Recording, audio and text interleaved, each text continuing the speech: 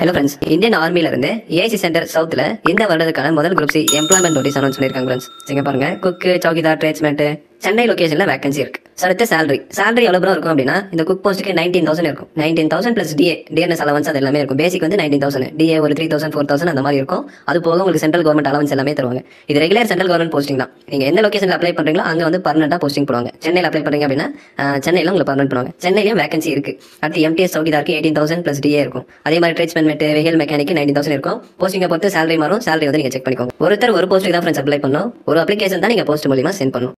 So education qualification பார்க்கலாம். Cook போஸ்ட்டுக்கு apply பண்ணுறீங்க அப்படின்னா 10th பாஸ் பண்ணி இந்தியன் குக்கிங் நாலேஜ் இருந்தால் நீங்கள் அப்ளை பண்ணலாம். எக்ஸ்பீரியன்ஸ் தேவையில்லை. ஒரு வேலை எக்ஸ்பீரியன்ஸ் இருக்குது அப்படின்னா உங்களுக்கு முன்னுரிமை தருவாங்க. டிசைரபிள் அப்படின்னா அது அடிஷனல் குவாலிஃபிகேஷன், கூடுதல் தகுதி அப்படின்னு சொல்லுவாங்க. அந்த அடிஷனல் குவாலிஃபிகேஷன் இருக்குது அப்படின்னா உங்களுக்கு முன்னுரிமை தருவாங்க. இதில் பார்த்தீங்க அப்படின்னா 1 இயர் எக்ஸ்பீரியன்ஸ் இருந்தால் உங்களுக்கு ப்ரிஃபரன்ஸ் தருவாங்க. அடுத்து civilian catering instructor 10th pass பண்ணி கேட்டரிங்ல டிப்ளமோ படிச்சிருக்கீங்க அப்படின்னா அப்ளை பண்ணலாம். 1 இயர் எக்ஸ்பீரியன்ஸ் இருந்தால் ப்ரிஃபரன்ஸ் தருவாங்க. எம்டிஎஸ் சௌகிதார் 10th பாஸ் பண்ணி அந்த ட்ரேட்ல ப்ரொஃபிஷியண்டாக இருக்கணும். அதாவது அந்த ட்ரேடை பற்றி தெரிஞ்சால் நீங்கள் அப்ளை பண்ணலாம். ட்ரேட்ஸ்மேன் இதுக்கு 10th பாஸ் பண்ணி சேம் அந்த ட்ரேட்ல நீங்கள் ப்ரொஃபிஷியண்டாக இருக்கணும். வெஹிக்கல் மெக்கானிக் 10th பாஸ் பண்ணி அதில் 1 இயர் எக்ஸ்பீரியன்ஸ் வந்து கேட்டிருக்காங்க. Civilian motor driver 10th pass பண்ணி light heavy motor driving licence இருக்கணும். அதில் 2 இயர்ஸ் எக்ஸ்பீரியன்ஸ் இருக்கு அப்படின்னா நீங்கள் அப்ளை பண்ணிக்கலாம். Light and heavy motor vehicle driving licence கண்டிப்பாக இருக்கணும். அது வேலிடா இருக்கணும். அது போக அதில் ஒரு 2 இயர்ஸ் டிரைவிங் எக்ஸ்பீரியன்ஸ் இருக்கு அப்படின்னா நீங்கள் அப்ளை பண்ணலாம்.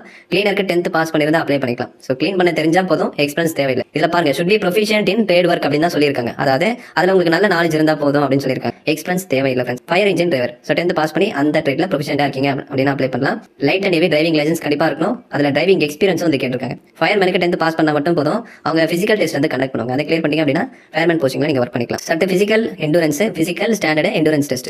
ட்ரேட்ஸ்மேன் மேட்டுக்கு பாத்தீங்க அப்படின்னா பிசிக்கல் எண்டூரன்ஸ் டெஸ்ட் வந்து கண்டக்ட் பண்றாங்க. 1.5 கிலோமீட்டர்ஸ் ரன்னிங் 6 மினிட்ஸ்ல கம்ப்ளீட் பண்ணிடணும். அடுத்து 50 kg வெயிட் கேரிங் இருக்கு. அதே மாதிரி பாத்தீங்க அப்படின்னா இந்த ஃபயர் இன்ஜின் டிரைவர் பாத்தீங்கன்னா பிசிக்கல் வந்து கண்டக்ட் பண்றாங்க.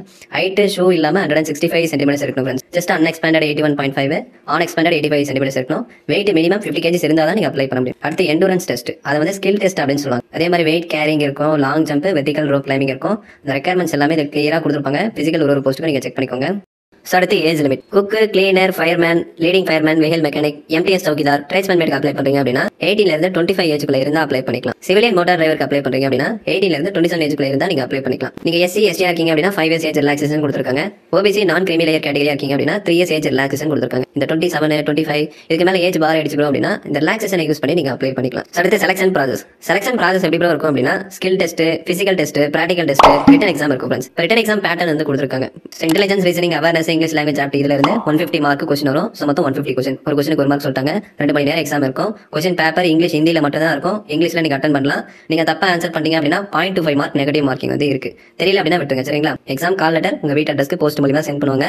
அதுல எக்ஸாம் டேட், டைமிங், சென்டர் எல்லாமே இருக்கும். அங்க போயிட்டு நீங்க எக்ஸாம் வந்து அட்டன் பண்ணிக்கலாம். இது எப்படி இருக்கும் அப்படின்னா அப்ஜெக்டிவ் டைப் தான். டிஎன்பிஎஸ்சி எக்ஸாம் அட்டன் பண்ணிருப்பீங்க, சேம் அதே மாதிரி தான். ஆப்ஷன் மாதிரி கொடுத்துருப்பாங்க. அந்த ஆப்ஷன்ல கரெக்டான ஆன்சர் வந்து நீங்க சூஸ் பண்ற மாதிரி இருக்கும். சிலபஸ் காமிச்சாங்க. இது ரிலேட்டடா நீங்க புக்ல ரெஃபர் பண்ணி படிச்சுக்கோங்க.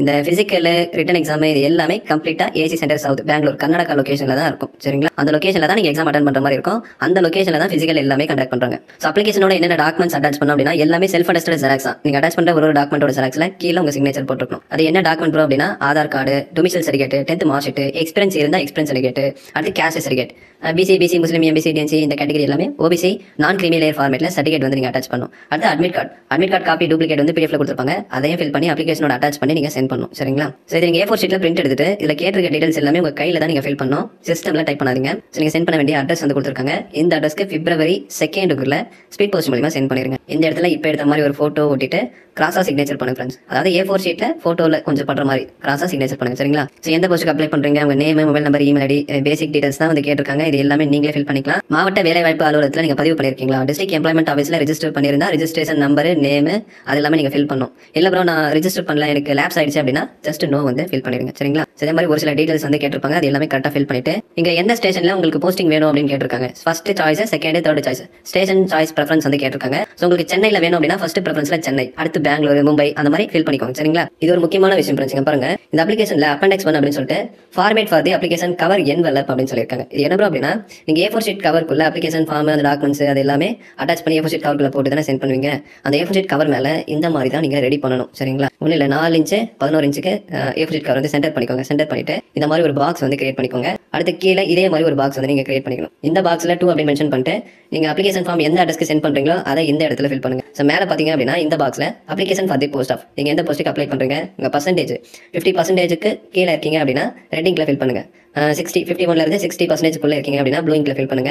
61% மேலே இருக்கீங்க அப்படின்னா பிளாக் இங்கில். ஸோ இந்த கலரை கரெக்டாக ஃபில் பண்ணிட்டு இந்த இடத்துல சிக்னேச்சர் பண்ணுங்க. அந்த வெப்சைட் கவர் மேலே இந்த மாதிரி தான் ஃப்ரெண்ட்ஸ் நீங்கள் ரெடி பண்ணிருக்கணும். இவங்க சொன்ன ஃபார்மேட்டில் கரெக்டாக ரெடி பண்ணி நீங்கள் February 2 சென்ட் பண்ணிடுங்க.